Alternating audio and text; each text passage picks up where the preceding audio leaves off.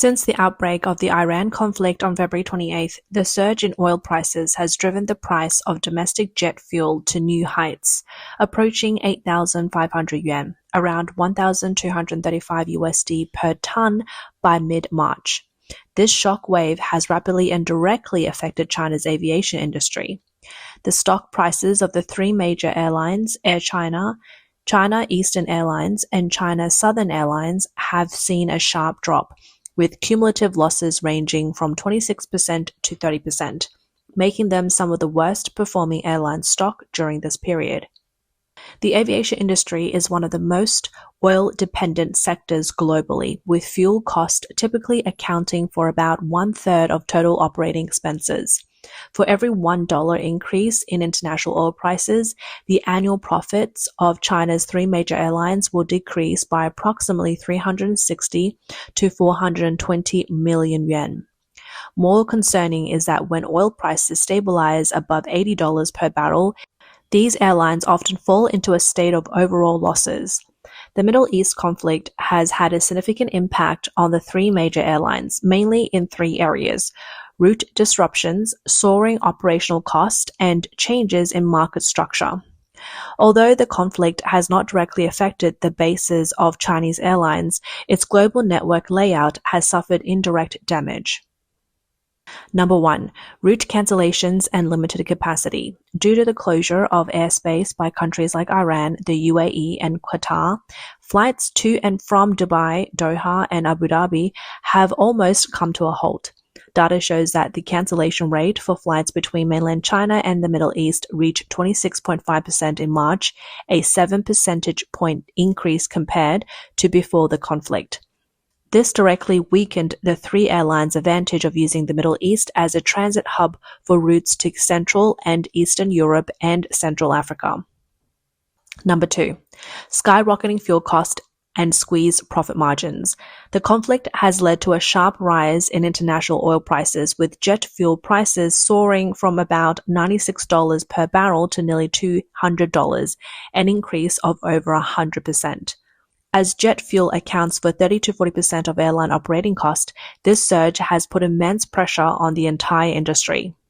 Although some airlines have attempted to offset these cost increases by raising fuel surcharges, example increasing the surcharge on domestic routes over 800 kilometers from 20 yuan to 120 yen, it is insufficient to fully cover the rising costs. Number 3. Increased flight times and fuel consumption from rerouting. To avoid conflict zones, Asia-Europe routes have previously flew over Iranian airspace are now forced to reroute through Central Asia or southern routes. This increases flight duration by 1 to 3 hours on average, leading to higher fuel consumption and lower aircraft utilization. It is estimated that the additional cost for each round-trip flight can reach tens of thousands of yuan. The sharp decline in stock prices, contraction of routes, and pressure on profitability of the three major airlines are just the tip of the iceberg of this shock. American economist David J. Wong stated that the core reason for the decline in Chinese airline stock is not merely the rise of oil prices, but rather the market's reassessment of the three major airlines' profit models. He pointed out that the rapid increase of fuel costs combined with the pressure of the yuan has amplified the burden of dollar-dominated debt, while airlines lack sufficient pricing power. The result is uncontrollable cost, limited revenue, and investors no longer see them as recovery stock, but as profit-unstable assets. David Wong likens the current situation to a scissors gap. Revenue growth has its limits, but costs have none. Once ticket prices exceed demand capacity, the load factor will quickly decline. Meanwhile, fuel costs rise in pulse due to the conflict, and fuel surcharge adjustments are delayed and limited. Professor Sun Guoxiang from the Department of International Affairs and Business at Nanhua University in Taiwan stated that Chinese airlines benefiting from the ability to fly over Russia and the disruption of Middle Eastern routes have attracted more passengers transiting from Australia to Europe, resulting in higher passenger number and ticket prices in the short term. However, the problem is that costs are rising rapidly and rerouting and risk management will also increase expenses. Therefore, the market's judgment is you may have earned more money, but you spend more, and ultimately the net profit may not improve and could even worsen. Professor Sun emphasized that the aviation industry is inherently a low-margin business. Just because flights are full and ticket prices are higher doesn't necessarily mean making a profit. Once fuel costs rise dramatically, they will eat up a large portion of the profits, and this cost is rigid and unavoidable.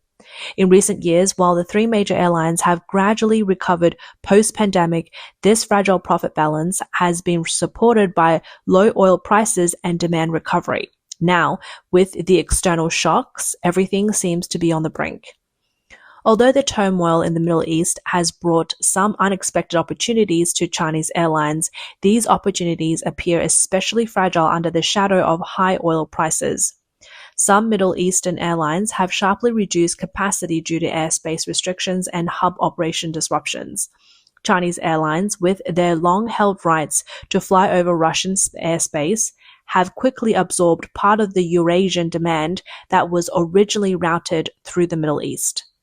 European and Asia-Pacific travelers who initially needed to reroute now choose Beijing or Shanghai as their transfer hubs, directly boosting the flight volume and ticket prices for flights between China and Europe.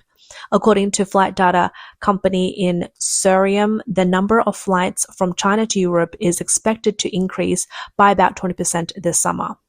Business booking data from Flight Center Travel Group has also shows an 88% increase in bookings for flights transiting through Beijing. Ticket prices have also risen sharply. According to Bloomberg, some long-haul flights of China Eastern Airlines saw ticket prices exceeding 30,000 yuan, around 4,359 USD.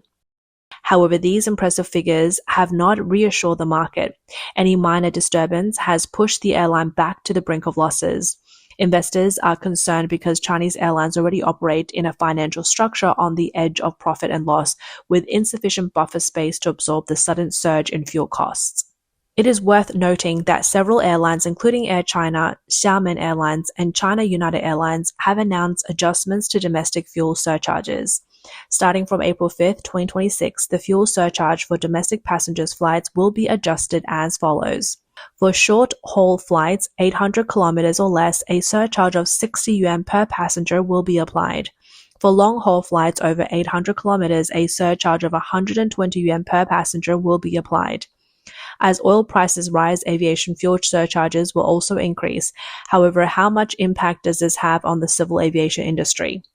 According to an interview with the newspaper Nanfang Zhoumo, a consumer from Shenzhen who originally planned for a family of 7 to travel from Chongqing to Yingning, Xinjiang with layovers in 2 segments exceeding 800 kilometers, will face an additional 2,800 yuan fuel surcharge for a round trip if tickets are purchased after April 5th.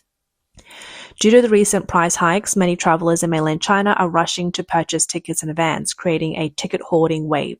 Some netizens even claim they have already bought all their tickets for the year. According to data from ly.com, as of March 20th, bookings for domestic flights made more than 30 days in advance have increased by over 30% compared to last year.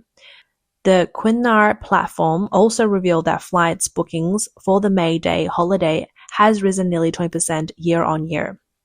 Jet fuel is the largest rigid cost of airlines, typically accounting for 30 to 40% of operating cost and a higher proportion of low-cost carriers.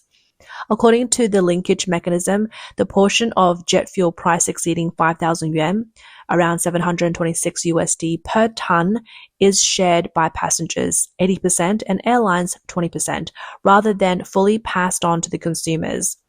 For the 3 major airlines, for every 5% increase in jet fuel prices, the airline's annual costs rise by 2 to 2.5 billion yuan, and the same applies when prices fall.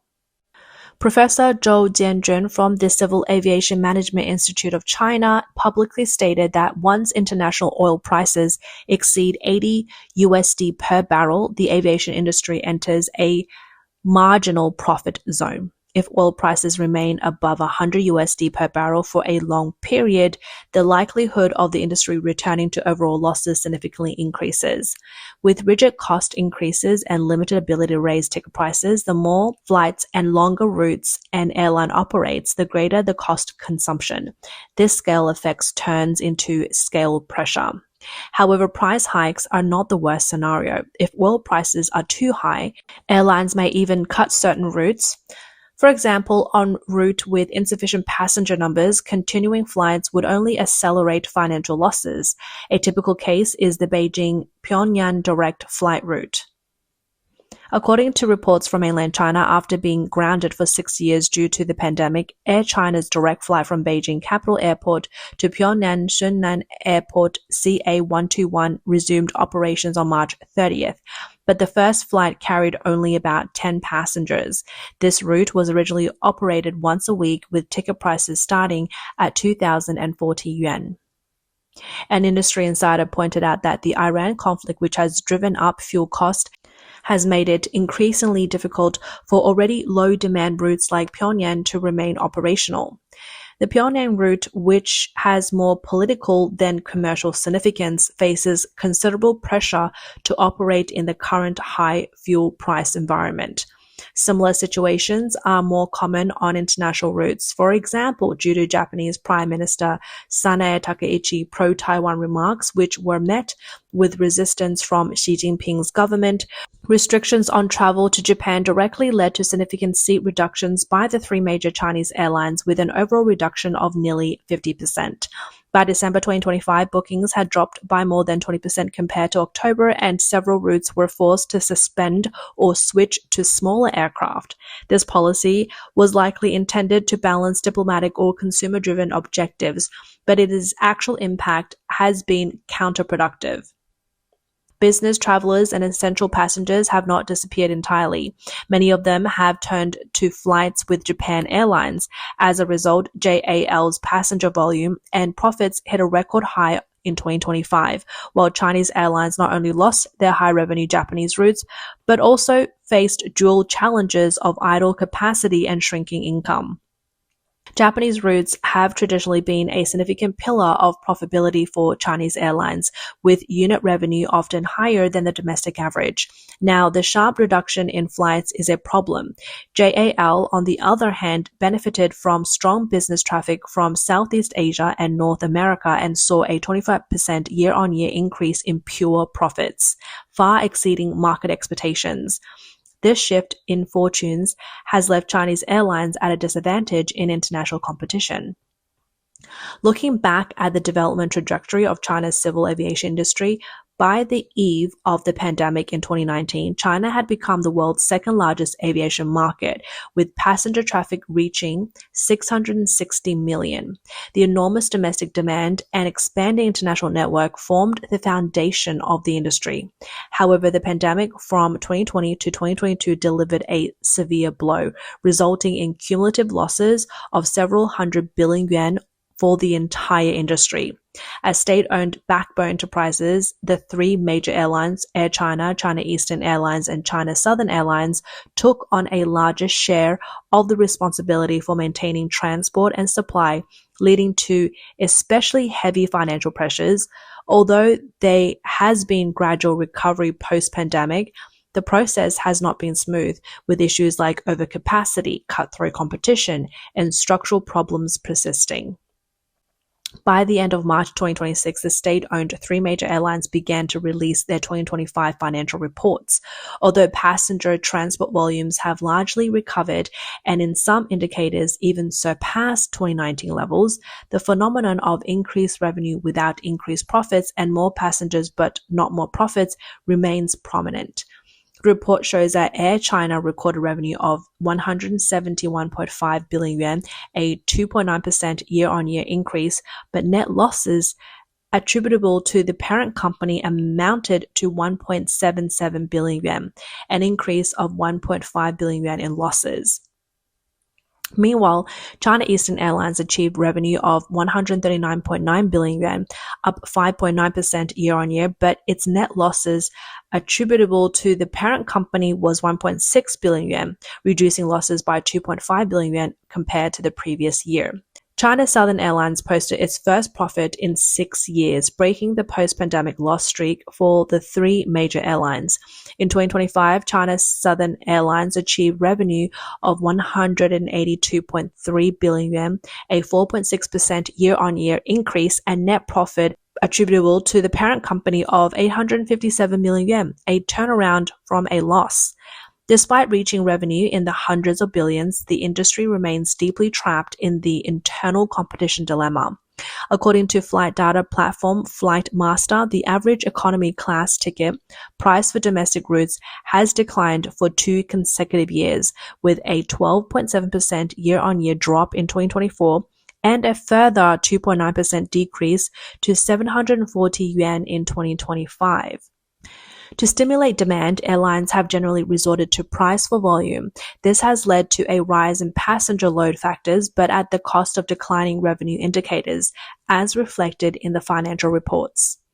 The deeper impact extends to the upstream and downstream industry chain. China's aviation industry is not only a transportation service provider, but also an engine driving related industries like tourism, hotels, and logistics. The reduction in flight routes and increase in ticket prices triggered by high oil prices directly suppressed residents' willingness to travel, and with tourism industry being the hardest hit. During this year's Qingming Festival from April 3rd to 6th, travelers browsing booking apps were stunned by the low prices. For instance, Atlantis luxury resort in Sanya, which typically charges over 3,000 yuan per night, was priced at just 988 yuan, while the Sheraton in Haikou offered rooms for 498 yuan with breakfast. Even more surprising were the internet-famous homestays with a villa in Shanyang Haitang Bay, complete with a swimming pool priced at only around 600 yuan per night, cheaper than the off-season. A local homestay owner in Sanya candidly explained, in previous years, we could raise prices during Qingming, but this year, not only are we not raising prices, we are offering a 50% discount, and still, no one is coming. On April 3rd, many canceled their bookings and said they were going to Changsha or Wuhan instead. Haikou fared even lower than Sanya on the night of April 4th. Some 4-star hotels in Haikou had prices as low as 188 yuan for a room with breakfast.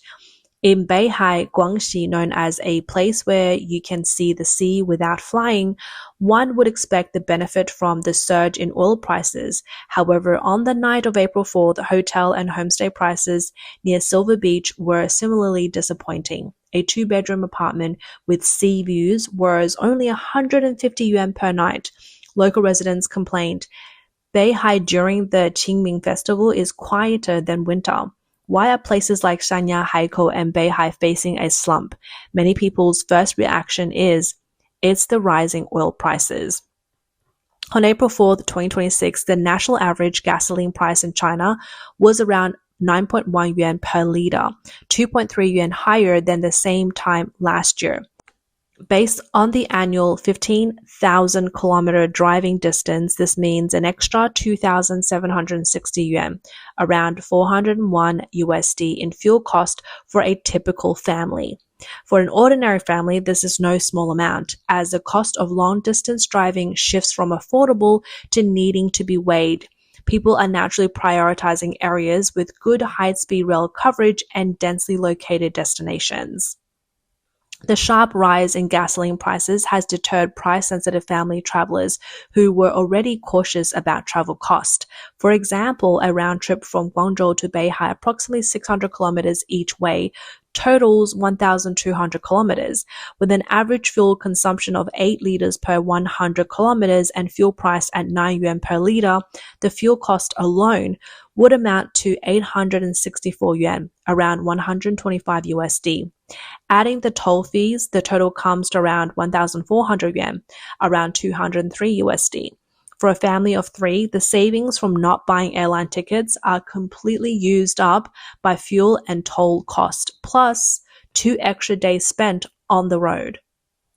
Sanya, on the other hand, is in a peripheral area for high-speed rail networks. There is no high-speed rail connection from Sanya to the mainland, so travelers must rely on flights or ferries. Ms. Wang from Beijing, when interviewed, also calculated the cost. For a family of 3, round-trip flights to Sanya, including additional fees, car rental, and fuel, starts at 8,000 yuan. But taking high-speed rail to Nanjing keeps the transportation cost under 3,000 yuan. The 5,000 yuan saved is enough to enjoy a few days in a 5-star hotel there. The cooling of tourism during the Qingming Festival may just be the beginning, signaling a deeper test and restructuring of China's aviation and related tourism industries in the era of high oil prices. From the airline's financial reports to the size of homestay owners, to Ms. Wang's calculations, the travel difficulties of the high oil price era are gradually unfolding.